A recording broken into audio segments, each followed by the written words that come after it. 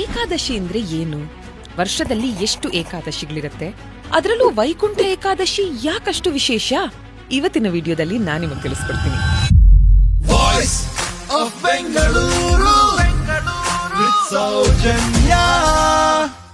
ವೈಕುಂಠ ಏಕಾದಶಿ ಬಗ್ಗೆ ನಾವ್ ಎಲ್ಲರೂ ತಿಳ್ಕೋಬೇಕಾಗಿರೋ 10 ವಿಷಯಗಳು ಹೀಗಿವೆ.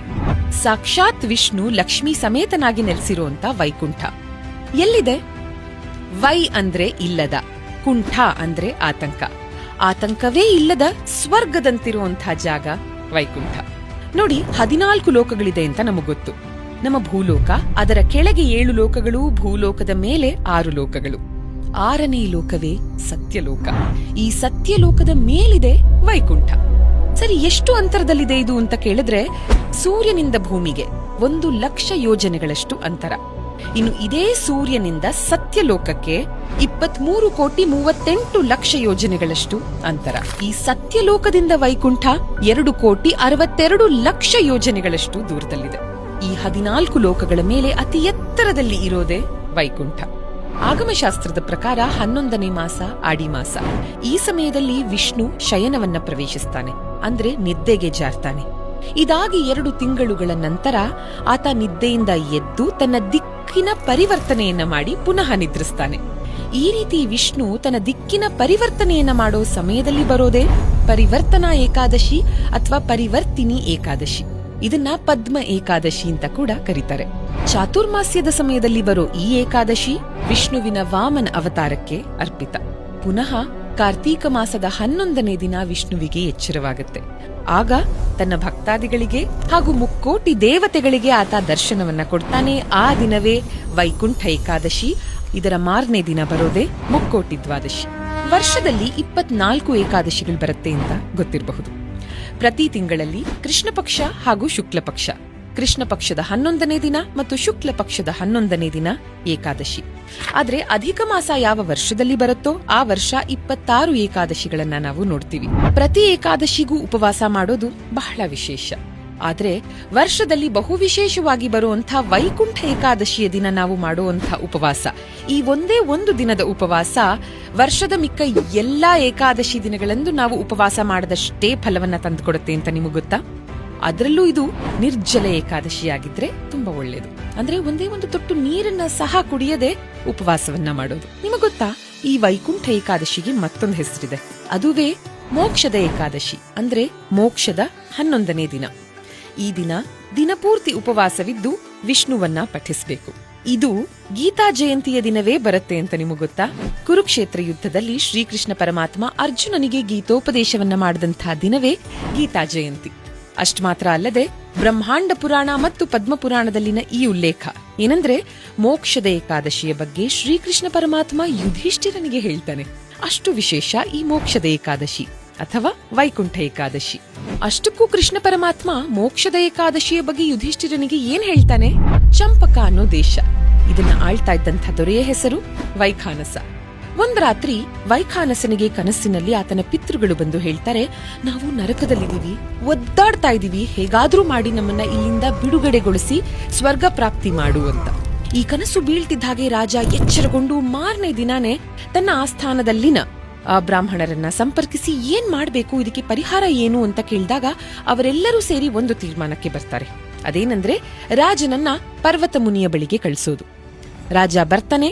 ಪರ್ವತ ಮುನಿಯಲ್ಲಿ ಏನ್ ಮಾಡ್ಬೇಕು ತಾನೀಗ ಅಂತ ಕೇಳ್ಕೊಂಡಾಗ ಪರ್ವತ ಮುನಿ ತನಗಿದ್ದಂತಹ ತಪಶಕ್ತಿಯಿಂದ ವೈಖಾನಸನ ಪೂರ್ವಜರು ಯಾಕಾಗಿ ಅವರಿಗೆ ನರಕ ಪ್ರಾಪ್ತಿಯಾಯಿತು ಅನ್ನೋದನ್ನ ತಿಳ್ಕೊಂಡು ಅದನ್ನ ವೈಖಾನಸನಿಗೆ ಹೇಳಿ, ನೀನು ಒಂದ್ ಕೆಲ್ಸ ಮಾಡು, ಒಂದು ಬಹು ವಿಶೇಷವಾದಂತಹ ದಿನ, ಅವತ್ತು ನಾನ್ ಹೇಳೋ ರೀತಿಯಲ್ಲಿ ವ್ರತವನ್ನ ಮಾಡು ಅಂತ ಹೇಳಿದಾಗ ರಾಜ ತನ್ನ ಕುಟುಂಬ ಸಮೇತನಾಗಿ ಈ ವ್ರತವನ್ನ ಆ ಬಹು ವಿಶೇಷವಾದಂತಹ ದಿನ ಆಚರಿಸಿದಾಗ ಸ್ವರ್ಗದಲ್ಲಿ ದೇವತೆಗಳು ತೃಪ್ತರಾಗಿ ವೈಖಾನಸನ ಪಿತೃಗಳಿಗೆ ಅದರಿಂದ ಸ್ವರ್ಗ ಪ್ರಾಪ್ತಿಯಾಗತ್ತೆ. ಅವರೇ ಖುದ್ದಾಗಿ ಹೋಗಿ ವೈಖಾನಸನ ಪಿತೃಗಳನ್ನ ಸ್ವರ್ಗಕ್ಕೆ ಕರ್ಕೊಂಡು ಬರ್ತಾರೆ ನರಕದಿಂದ.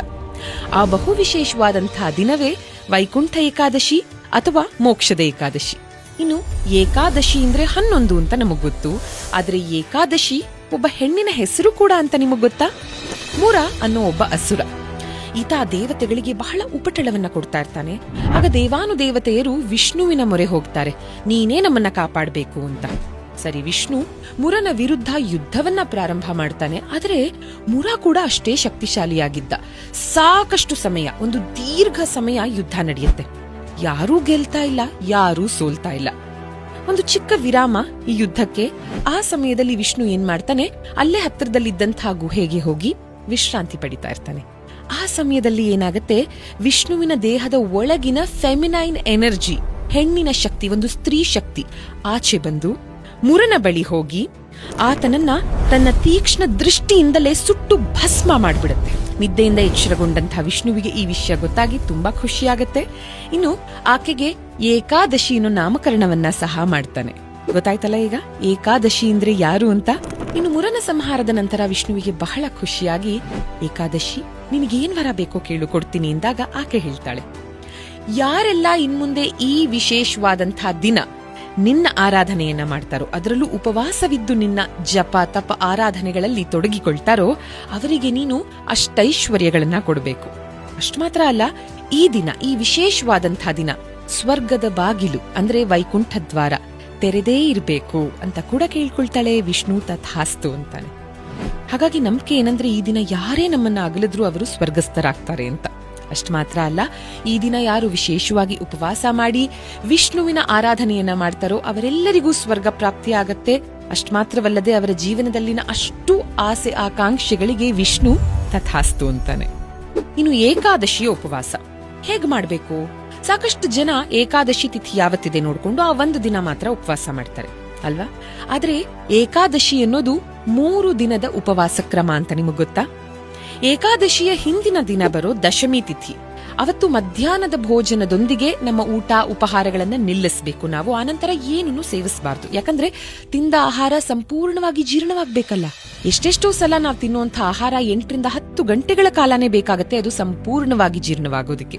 ಏಕಾದಶಿ ತಿಥಿ ಬರೋ ಅಷ್ಟರಲ್ಲಿ ನಾವು ಹಿಂದಿನ ದಿನ ತಿಂದಂತಹ ಅಷ್ಟು ಆಹಾರಗಳು ನಮ್ಮ ಹೊಟ್ಟೆಯಲ್ಲಿ ಇರಬಾರ್ದು, ಜೀರ್ಣವಾಗಿರ್ಬೇಕು ಅನ್ನೋದು ಇದರ ಹಿಂದಿನ ಒಂದು ಅರ್ಥ.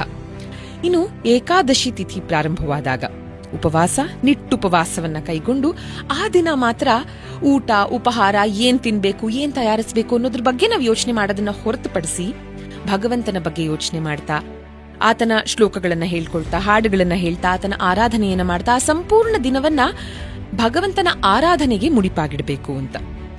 ಇನ್ನು ಇದಾದ ನಂತರ ಮಾರನೇ ದಿನ ಬರುವಂತಹ ದ್ವಾದಶಿ ತಿಥಿ. ತಿಥಿ ಎಷ್ಟೊತ್ತಿಗೆ ಪ್ರಾರಂಭವಾಗತ್ತೆ ಅಂತ ನೋಡ್ಕೊಳ್ಳಿ. ಸೂರ್ಯೋದಯದ ನಂತರ ದ್ವಾದಶಿ ತಿಥಿ ಎಷ್ಟೊತ್ತಿಗೆ ಪ್ರಾರಂಭವಾಗುತ್ತೋ ಆ ಸಮಯದಲ್ಲಿ ಒಂದು ಲಘು ಉಪಹಾರ, ಫಲಹಾರ, ಅದು ಪ್ರಸಾದದ ರೀತಿಯಲ್ಲಿ ಇರಬೇಕು. ಈ ರೀತಿಯಲ್ಲಿ ನೀವು ಉಪವಾಸವನ್ನ ಮುರಿಬೇಕಾಗತ್ತೆ. ಇದು 3 ದಿನ ಹೇಗೆ ಏಕಾದಶಿಯ ಉಪವಾಸವನ್ನ ಮಾಡಬೇಕು ಅಂತ, ಉಪವಾಸವನ್ನ ಮಾಡೋ ಕ್ರಮ ಏಕಾದಶಿಯ ಸಮಯದಲ್ಲಿ. ಇನ್ನು ಏಕಾದಶಿಯನ್ನ ಬಹುಮುಖ್ಯವಾಗಿ 4 ರೀತಿಯಲ್ಲಿ ಮಾಡ್ತಾರೆ.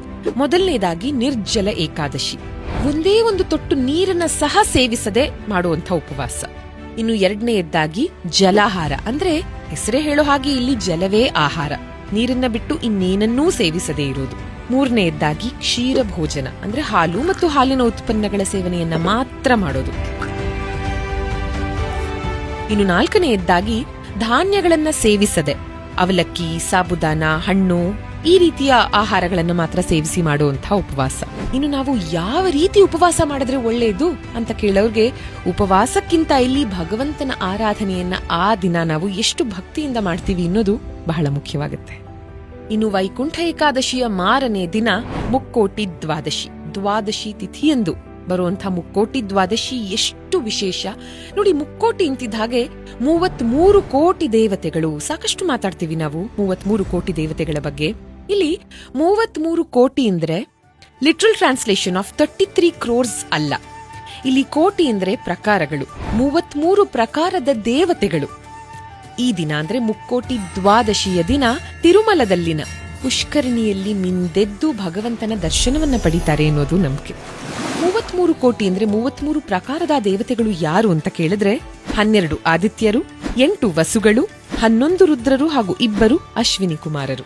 ಹೀಗೆ 33 ಪ್ರಮುಖ ವರ್ಗಗಳ ದೇವತೆಯರು, ಅವರೇ 33 ಕೋಟಿ ದೇವತೆಯರು.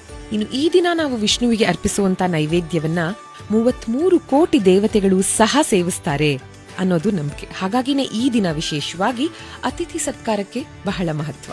ಇನ್ನು ಈ ದಿನದ ವಿಶೇಷತೆಯನ್ನ ತಿಳಿಯೋದಕ್ಕೆ ಭಕ್ತ ಅಂಬರೀಷನ ಕಥೆಯನ್ನ ಕೂಡ ಕೇಳಬಹುದು. ಇವಿಷ್ಟು ವೈಕುಂಠ ಏಕಾದಶಿ ಹಾಗೂ ಮುಕ್ಕೋಟಿ ದ್ವಾದಶಿಯ ವಿಶೇಷತೆಗಳು.